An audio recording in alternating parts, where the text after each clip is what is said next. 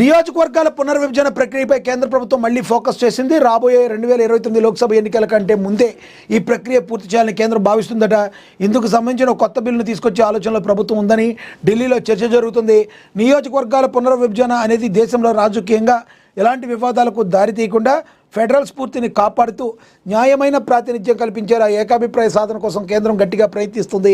ప్రాంతీయ పార్టీలతో ఇప్పటివరకు జరిగిన చర్చలు సానుకూలంగా సాగాయని, చట్టానికి ముందుకు తీసుకెళ్లే ముందు ఒక సమగ్రమైన రోడ్ మ్యాప్ను ఖరారు చేయాల్సిన ప్రభుత్వం పట్టుదలగా ఉన్నట్లుగా సమాచారం.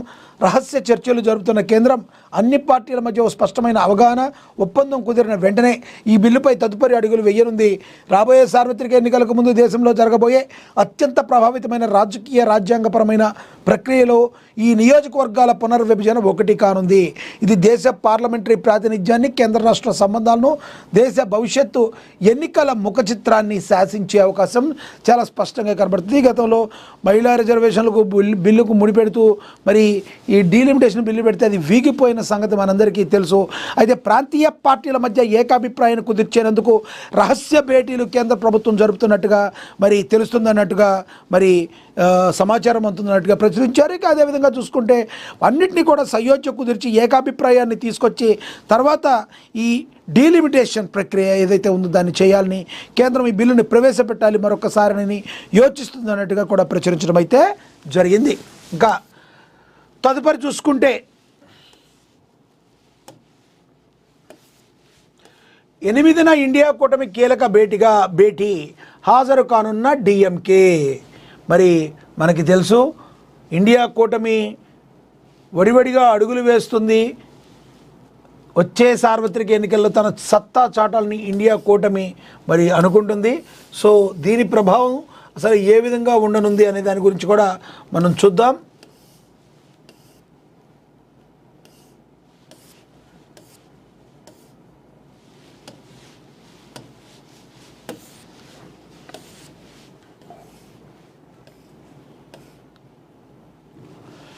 జూన్ 8వ తేదీన ఢిల్లీలోని కాన్స్టిట్యూషన్ క్లబ్ వేదికగా ఇండియా కూటమి అత్యవసర సమావేశం జరగనుంది.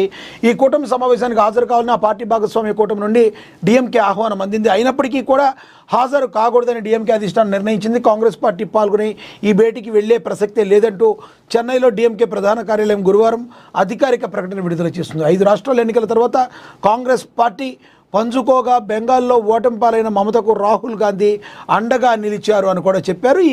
ఈ కీలక భేటీలో ఏం జరగబోతుందనేది సర్వత్రా ఉత్కంఠ అయితే నెలకొన్నమాట వాస్తవమని ప్రచురించారు. ఇక అదేవిధంగా చూసుకుంటే తిరుచి నుండి Lawrence TVK Vijay mega plan అని కూడా మరి చెప్తున్నారు. దీని గురించి కూడా ఒక చూద్దాం.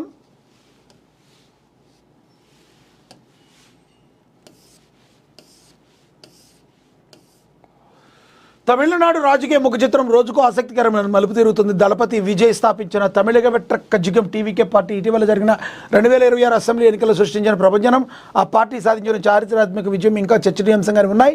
ఈ తరుణంలో త్వరలో జరుగుతున్న తిరుచి ఈస్ట్ తూర్పు అసెంబ్లీ నియోజకవర్గ ఉప ఎన్నికల్లో టీవీకే అభ్యర్థిగా ప్రముఖ నటుడు, దర్శకుడు రాఘవ లారెన్స్ బరిలోకి దిగే అవకాశాలు మెండుగా ఉన్నట్లుగా తమిళనాడు రాజకీయాల్లో ప్రచారం జోరుగా సాగుతుంది. టీవీకే అధినాయకత్వం దిశగా తీవ్రంగా కసరత్తు చేస్తున్నట్లుగా సమాచారం.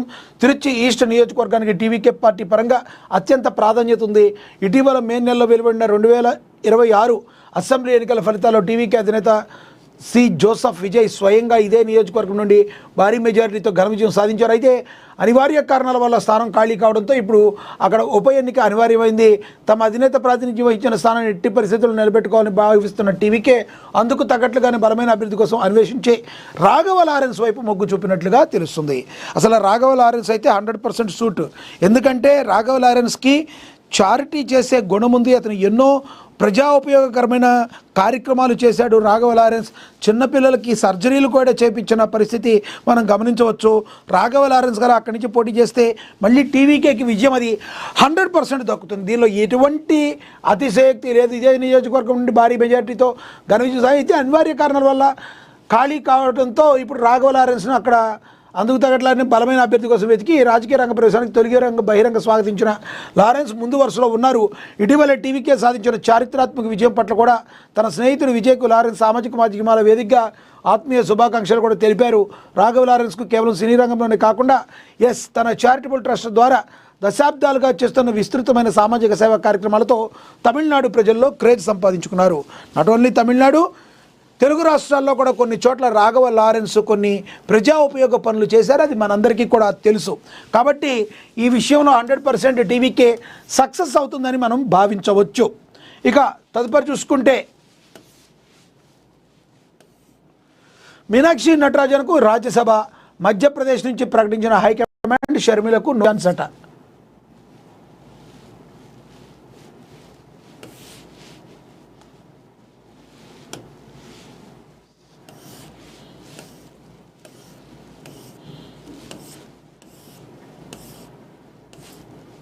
ఇక్కడ ఉంది, చదువుదాం. కాంగ్రెస్ పార్టీ తెలంగాణ రాష్ట్ర వ్యవహారాల ఇన్ఛార్జి మీనాక్షి నటరాజన్కు రాజ్యసభ ఛాన్స్ దక్కింది. ఆమె సొంత రాష్ట్రం మధ్యప్రదేశ్ నుంచే కాంగ్రెస్ హైకమాండ్ ఎంపిక చేసింది. తెలంగాణ ఇన్ఛార్జీలుగా వచ్చిన వారికి ప్రమోషన్ రావడం పరిపాటిగా మారింది. తెలంగాణ కో ఇన్ఛార్జీలుగా పనిచేసిన ముగ్గురు ఇటీవల కాలంలో మంత్రులయ్యారు.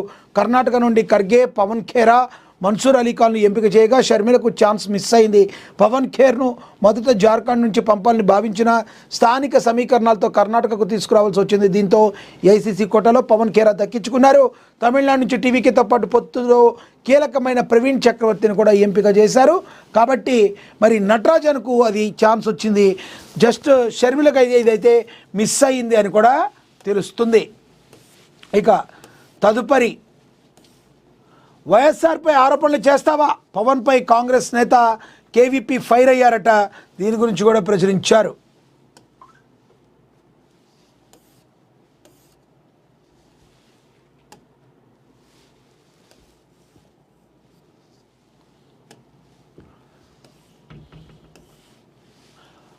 వైఎస్ఆర్పై పవన్ చేసిన కామెంట్స్పై కాంగ్రెస్ సీనియర్ నేత డాక్టర్ కేవీపీ రామచంద్రరావు తీవ్ర ఆగ్రహం వ్యక్తం చేశారు. పవన్ కళ్యాణ్ను టార్గెట్ చేస్తూ ఒక ఘాటు బహిరంగ లేఖను సంధించారు.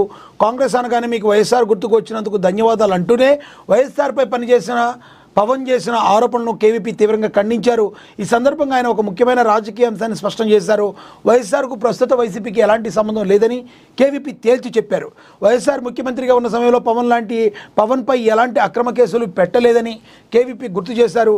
నాడు వైఎస్ఆర్ కేసులు పెట్టారంటూ ఓ పోలీస్ అధికారికి తను చెప్పినట్టుగా పవన్ అంటున్నారని, ఆ పోలీస్ అధికారికి తక్షణమే లై డిటెక్టర్ పరీక్ష చేయించాలని కేవీపీ డిమాండ్ చేశారు. ఒకవేళ అధికారి చెప్పింది నిజమైతే నేను తెలంగాణ సీఎం రిలీఫ్ ఫండ్కు 10 కోట్లు విరాళంగా ఇస్తానంటూ కేవీపీ ఒక బహిరంగ సవాల్ విసిరారు. మహానేత వైఎస్ రాజశేఖర రెడ్డి చనిపోయి 17 ఏళ్లు దాటిన తర్వాత కూడా ఇంకా ఆయనపై ఇలాంటి ఆధారాలు లేని ఆరోపణలు చేయడం అవివేకమని మండిపడ్డారు. తెలుగు రాష్ట్రాల్లో కాంగ్రెస్ పార్టీ ఇంకా చాలా బలంగా ఉందన్న విషయాన్ని పవన్ గుర్తుంచుకోవాలన్నారు. తెలంగాణలో ఇచ్చిన హామీలు విభజన చట్టం ప్రకారం రావాల్సిన ప్రయోజనాలు సాధించడం కోసం ఏపీ సీఎం చంద్రబాబుతో పాటు కేంద్ర ప్రభుత్వంపై పవన్ ఒత్తిడి తీసుకురావాలని హితవు పలికారు. పాత కక్షలు తవ్వుకుంటూ కూర్చోకుండా డిప్యూటీ సీఎంగా ప్రజా సమస్యలపై పరిష్కారం చేయాలని దృష్టి పెట్టాలని కేవీపీ తన లేఖలో అయితే పేర్కొనడం జరిగింది. దీనికి మరి జనసేన ఏ విధంగా స్పందిస్తుందో వేచి చూడాలి. ఇక అదేవిధంగా